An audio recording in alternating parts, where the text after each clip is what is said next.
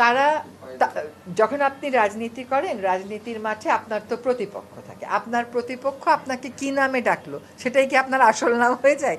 এনসিপির নাম এনসিপি, এটা কি কিংস পার্টি হিসেবে কে স্বীকৃতি দিচ্ছে? তার রাজনৈতিক প্রতিপক্ষ তাকে হয়তো কিংস পার্টি ডাকছে, কিন্তু আমাদের এখানে আমরা যারা উপদেষ্টা পরিষদে আছি তাদের সাথে এই পার্টির আসলে কোনো রকমেরই কোনো সম্পর্ক নেই। কখনো কখনো আমরা শুনি যে আমরা বড় রাজনৈতিক একটা দলের কথা শুনেই সব করে ফেলতেছি, আবার শুনি আমরা কিংস পার্টির কথা শুনেই সব করে ফেলতেছি, আবার শুনি আমরা ইসলামী পার্টির কথা শুনেই সব কিছু করে ফেলতেছি। যে যার রাজনৈতিক অবস্থান থেকেই কথা বলে, কিন্তু সরকার সরকারের মতন আলাপ আলোচনা করেই সিদ্ধান্ত নেবে। রাজনৈতিক দলগুলো তাদের কথা বলবে, তাদের মতামত দেবে, তাদের পারসেপশন দেবে।